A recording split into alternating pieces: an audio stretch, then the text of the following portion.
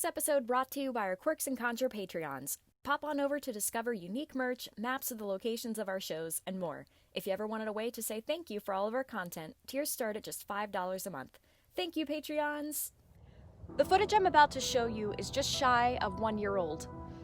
Before the pandemic, I had plans of staying in Wilmington and releasing travel episodes every other week or so. However, when everything began to close down, with theaters being one of the first places to have to close, I didn't think it was timely to release what I had found in New York City. We're almost a year into the shutdown, and I finally feel it is time to release this, as we need to remember our theaters now more than ever. Hi, my name is Rebekah. Over the years, I've lived and worked as a spiritualist and ghost tour guide in some of the most haunted cities in the United States. Now, I invite you to come along with me as I set out to discover even more. Together, we will venture across the country in search of the most horrific haunts and spooky stories. I'm Rebekah, the Ghost Guide.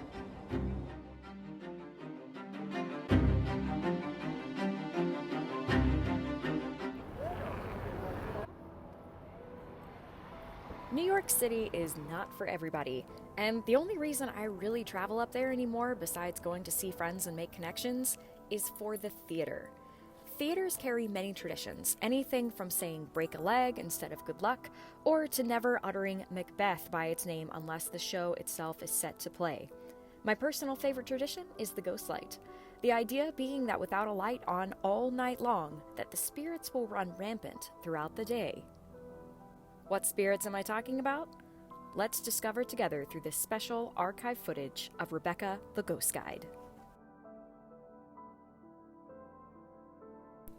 Serving as a heart to the Rockefeller Center, the Radio City Music Hall is known the world over as a performance beacon, not only for New York City, but for the entire United States. It easily receives the nickname Showplace of the Nation, and still serves as the headquarters for the infamous Rockettes. This Art Deco-style theater was completed in 1932 and could hold up to 5,960 patrons in its music hall, the largest of its time. While the past decade saw rises and falls for the theater, one aspect appears to have remained the same: the ghost of Samuel Rothafel. Rothafel, or Roxy as he was come to be known, was a crucial part of the original team that brought the Rockettes from St. Louis to New York in 1932. While Rothafel, a German immigrant, managed to move around a number of times before moving to New York, he appears to have made this theater his eternal home, as he is most often seen seated in his regular seat in the music hall long hours after the shows have ended. He is sometimes seen in the halls and usually with a beautiful woman on his arm. In life, Roxy was an American dreamer who made a name for himself in film, radio, and theater. In death, he appears to relive the moments that gave him the most joy. So if you do manage to catch a show of the Rockettes here, don't forget to say a little thank you to the man who continues to oversee the performances to this day.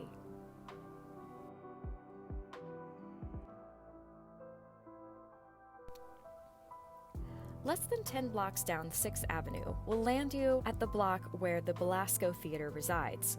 First known as the Stuyvesant Theater when opened in 1907, this place of entertainment offered the most advanced technical opportunities of its day, including lighting rigs and a hydraulic system.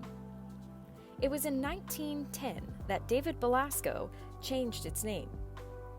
While there were a number of Belasco theaters in existence, it is this one that David Belasco continues to frequent long after his death in 1931. Belasco was a well-known theatrical producer, impresario, director, and playwright.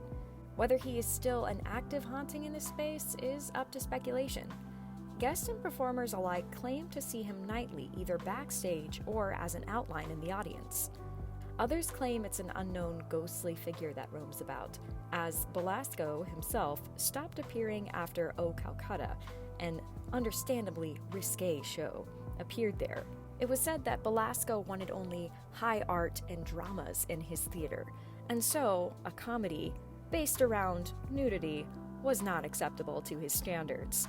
Whether it's Belasco who haunts these halls or not, you'll find it tough to know anyone who regularly works here that believes this place is ever quiet late at night.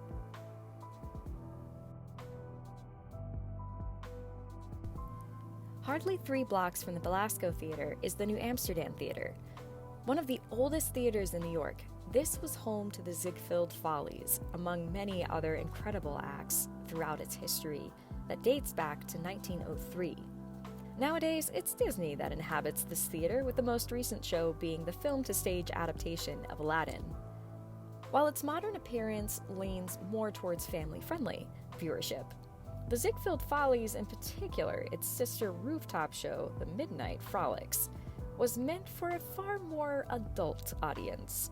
The Midnight Frolics was a performance kept to the rooftop where acts were understood to be more risque. It's on this long-lost stage that Olive Thomas, star of the Follies, and no stranger to the silent films of the day, may still be found long after her death in 1920, aged only 25 years old. Following her separation from her first husband in Pittsburgh, she moved to New York, where she won the title Most Beautiful Girl in New York City. That jump-started her career in modeling. Some years later, following her stardom as a Folly and film star, she remarried a man named Jack Pickford.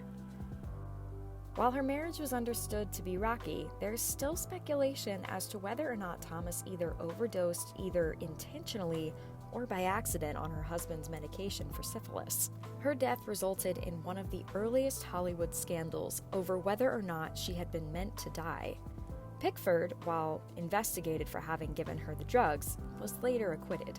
Not long after she passed, stagehands at the New Amsterdam Theater began to report seeing her moving about backstage and around the dressing rooms.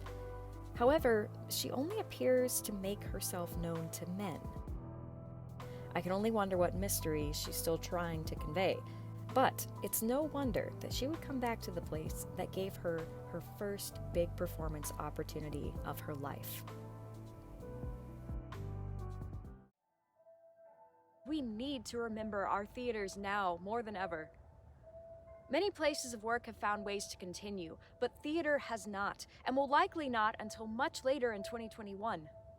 Theaters and all that the soul that comprises them may be a large-scale business that is suffering the most throughout these times.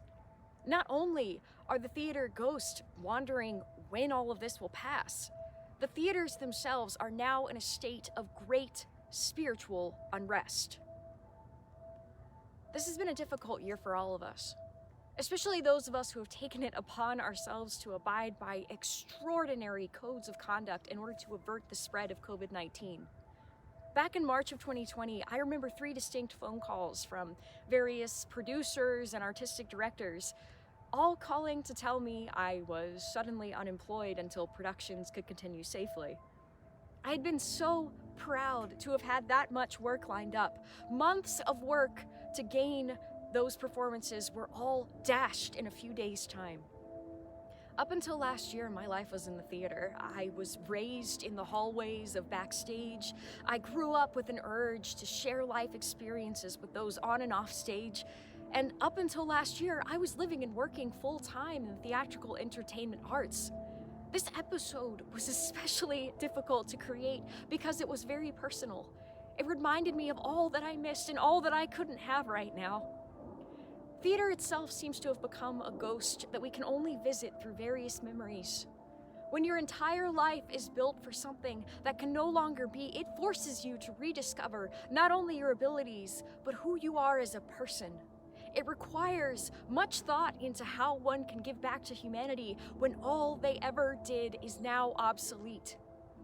I have not had much to create this year outside of YouTube and TikTok, and while I'm grateful for that opportunity that this has been, I'm still stuck with a longing and a love for my original craft.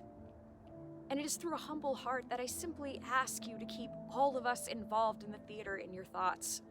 From the producers, to the directors, to stage managers, technicians, designers, writers, performers, musicians, and more, please remember us, as life is not anywhere close to normal. I'm Rebekah the Ghost Guide. Thanks for watching.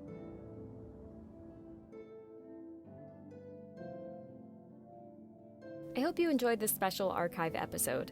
While I know it's shorter than my more recent Ghost Guide episodes, I hope you'll forgive me as I've been up to the gills with a new, huge, and very exciting project.